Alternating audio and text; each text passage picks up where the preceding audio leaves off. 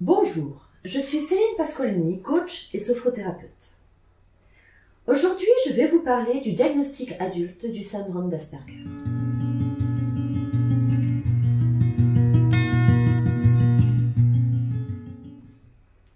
Une différence visible depuis longtemps. Allez, remue-toi un peu, fais un effort, c'est pourtant pas si compliqué. Non mais franchement, tu exagères. Ce n'est pas comme ça qu'il faut penser. Ces phrases, je les ai entendues toute ma vie. Et vous en avez probablement déjà entendu une partie d'entre elles vous aussi. Elles sont provoquées par une peur de la différence et une tentative de normalisation de la part de notre entourage qui ne comprend pas la façon dont nous fonctionnons.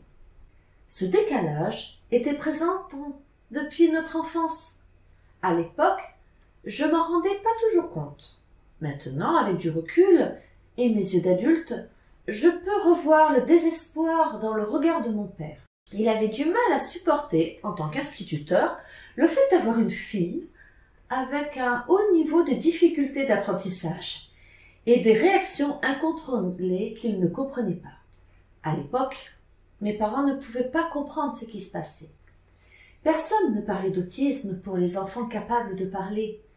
Les institutions étaient beaucoup moins sensibilisées et informées sur ce sujet qu'aujourd'hui. Alors, personne ne pouvait comprendre et accompagner un enfant touché par de tels troubles. Cette histoire est la mienne. Pourtant, elle est aussi celle d'un grand nombre d'autistes Asperger qui sont arrivés à l'âge adulte sans avoir la possibilité d'être diagnostiqués. L'errance diagnostique. Malgré la sensibilisation et l'information sur l'autisme de plus en plus fréquente, les informations spécialisées ne font que survoler les connaissances sur l'autisme de façon superficielle et ne touchent qu'une minorité du corps médical. Ainsi, la plupart des médecins ne sont pas formés à ce genre de cas, ce qui provoque de nombreuses erreurs de diagnostic. Lors de l'adolescence notamment, l'hypersensibilité sensorielle et émotionnelle due à l'autisme est amplifiée par le bouleversement hormonal, provoquant des comportements jugés pathologiques. Il peut s'agir par exemple de sautes d'humeur, de peurs chroniques, de comportements jugés dépressifs dans le cadre d'un environnement non adapté à la personne. Et un jour, on entend parler de l'autisme. Pour en apprendre davantage sur qu'est-ce que l'autisme, et si vous pourriez rentrer dans ses caractéristiques, je vous invite à aller lire mes 2 articles « Qu'est-ce que l'autisme ?» partie 1 et 2. Cela vous permettra de voir si vous vous reconnaissez dans le syndrome d'Asperger. Lorsque l'on soulève la question de l'autisme pour la première fois, l'on peut facilement se dire « Mais non, c'est pas mon cas, je parle ». Et je regarde dans les yeux, donc je ne peux pas l'être. Ou encore, je suis sociale avec les autres et capable de danser. Ça ne s'applique pas à moi. On pourrait donner des tas d'exemples de ce genre. Pourtant, un autiste Asperger adulte peut être capable de ce genre de choses. La question n'est donc pas de savoir si l'on peut les faire ou non, mais de ce que ça nous coûte. Face à ces exemples de comportements non autistiques présents chez nous, le doute s'installe en nous. La plupart du temps, nous ne correspondons pas à la vision qu'ont généralement les gens d'un autiste. Il n'y a qu'à voir la façon dont se comporte le personnage de Rayman, capable de compter 246 cure-dents en l'espace d'un clin d'œil, ou ceux qui passent leur journée à se balancer d'avant en arrière. L'addition. Excusez-moi, il m'en fallait un. 82, 82, 82. 82 quoi, Ray? Tu dois combien? Cure-dent. Il y en a plus de 82 par terre. Il y en a 246. Regardez la monnaie. Mademoiselle, combien il y a de cure-dents dans la boîte? 250. Pas très loin. Allez, viens, on y va. 246. Ouais. Il en reste 4 dans la boîte. La première fois où je me suis demandé si moi aussi je pouvais être autiste, c'était lors du compte-rendu de la neuropsychologue pour le test de QI de mon fils. Nous avions déjà son résultat pour son autisme. mais elle cherchait à déterminer si ces troubles étaient davantage dus à son haut potentiel ou à son autisme.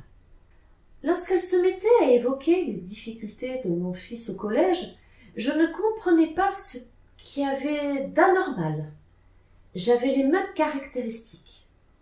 Et l'on m'avait toujours dit que c'était pareil pour tout le monde. Où se renseigner? Pour savoir si vous-même vous pouvez être touché par ce trouble, vous pouvez vous renseigner de différentes façons.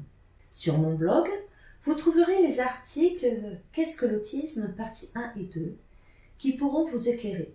Vous pouvez consulter des vidéos sur YouTube ou consulter des forums sur le syndrome d'Asperger afin de vous renseigner davantage. Vous pouvez aussi passer un test psychologique sur Internet. Bien sûr, ce n'est pas la fiabilité d'un diagnostic, mais permet d'identifier si votre façon de fonctionner se rapporte à celle d'un autiste Asperger. Par contre, n'écoutez surtout pas votre entourage vous dire que c'est n'importe quoi, que vous ne pouvez pas être autiste, que l'autisme c'est autre chose. Ce ne sont pas des experts dans ce domaine, ils n'en savent rien. À qui s'adresser pour passer son diagnostic? Dans le cadre du diagnostic autisme, il existe majoritairement 2 parcours. Celui du CRA, Centre Ressources Autisme, qui est gratuit, mais très long. Il faudra compter au moins 2 ans pour obtenir votre diagnostic. Le privé, qui est bien plus cher, mais aussi beaucoup plus rapide. Les différents tests à passer sont le test de l'autisme à passer chez un psychologue clinicien spécialisé. Attention! La plupart ne sont pas formés au diagnostic adulte et peuvent donc poser des diagnostics erronés. N'hésitez pas à demander un second avis si le premier vous semble mal fait. Le test de QI, à passer de préférence avec un psychologue spécialisé dans les hauts potentiels, car l'autisme Asperger est souvent couplé avec un haut potentiel intellectuel. Le test de psychomotricité, à passer chez un psychomotricien. Le test d'orthophonie à passer chez un orthophoniste. Différents tests peuvent être ajoutés comme des tests d'hypersensibilité sensorielle, comme l'hyperacousie. Ensuite, seul le médecin pourra poser le diagnostic de l'autisme, notamment dans le cadre de demandes MDPH. À la suite de ces différents tests, vous risquez d'être surpris du nombre de difficultés avec lesquelles vous êtes né et que vous avez dû apprendre à gérer dans votre vie d'adulte. Vous n'avez pas eu ni accompagnement, ni rééducation pour ces difficultés que vous pensiez normales et vous y faites face tous les jours. Cela prouve que vous êtes plus fort que ce que vous croyez. Et grâce à ces différents tests, vous pourrez identifier vos faiblesses et recevoir la rééducation et l'accompagnement dont vous avez besoin. Que faire de ce diagnostic?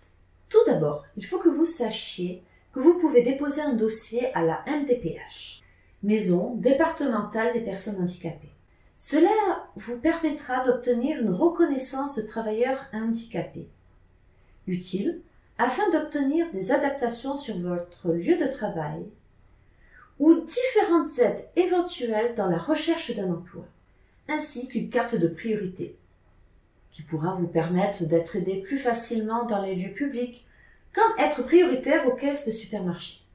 En fonction du degré de vos difficultés, vous pourrez prétendre à l'AAH, allocation adulte handicapé.